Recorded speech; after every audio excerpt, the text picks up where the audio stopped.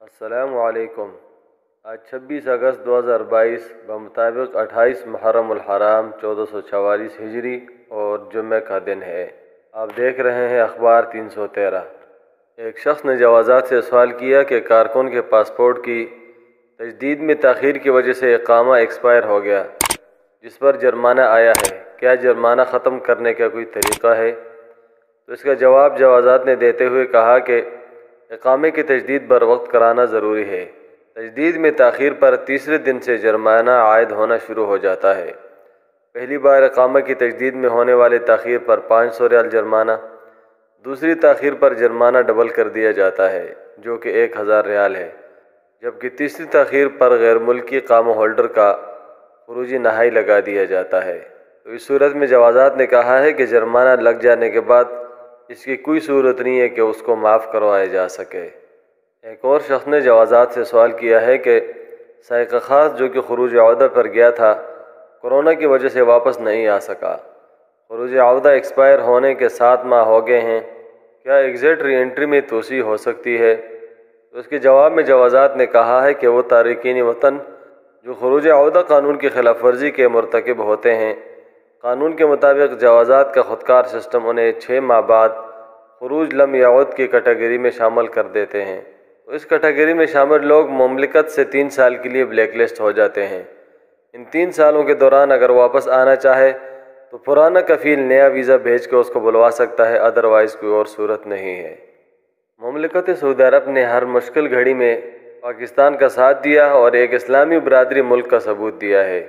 اب چونکہ پاکستان شدید معاشی بحران سے گزر رہا ہے، تو سعودی فرمان روا شاہ سلمان بن عبدالعزیز نے پاکستان میں $1 ارب سرمایہ کاری کرنے کا حکم جاری کر دیا ہے، جس کا مقصد مملکت کی جانب سے پاکستان کی معیشت اور اس کے لوگوں کی مدد کا اعادہ کرنا ہے۔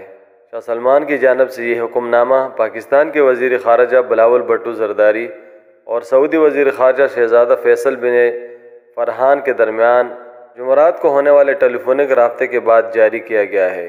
پاکستان کے وزیر خارجہ نے مملکت کے وزیر خارجہ کو پاکستان کے اندر عمومی سیلاب سے ہونے والی تباہ کاریوں سے آگاہ کیا، جس پر سعودی عرب کے وزیر خارجہ نے اظہار یکجہتی کرتے ہوئے یہ کہا ہے کہ سیلاب کے متاثرین کی مدد کے لیے ہر ممکن اقدامات اٹھانے کی یقین دہانی دیتا ہوں۔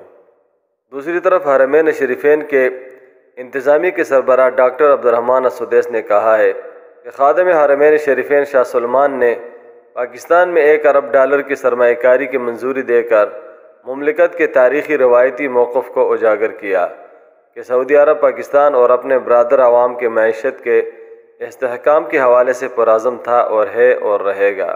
ڈاکٹر عبدالرحمن السدیس نے کہا ہے کہ خوشی اور غمی میں پاکستانی بھائیوں کا ساتھ سعودی عرب کا شیوا ہے، اس پر ہماری قیادت قابل قدر و تحسین ہے۔ انہوں نے کہا ہے کہ سعودی قیادت نے ہمیشہ ہر شعبوں میں پاکستانی اور سعودی مضبوط تعلقات کے استحکام کا خیال رکھا ہے۔ مزید شیخ عبدالرحمن السدیس نے دعا کی ہے کہ اللہ تعالیٰ پاکستانی عوام کی ہر بلا میں حفاظت کرے، انہیں امن و امان و صحت و خوشحالی کی نعمت سے ہمیشہ نوازتا رہے، اور سرمایہ کاری کے فیصلے کو خادم الحرمین شریفین اور ولی عہد شہزادہ محمد بن سلمان کے اعمال صالحہ کا حصہ بنائے۔ اللہ تعالیٰ پاکستان کو اس معاشی اور سیلاب کے بحران سے جلد از جلد نکالے۔ آپ کے قیمتی وقت کا انتہائی شکریہ۔ اللہ سبسکرائب کے بٹن پہ کلک کریں، بیل کے آئیکن پہ کلک کیجئے تاکہ ہر نئی ویڈیو کی نوٹیفیکیشن آپ کو مل جائے۔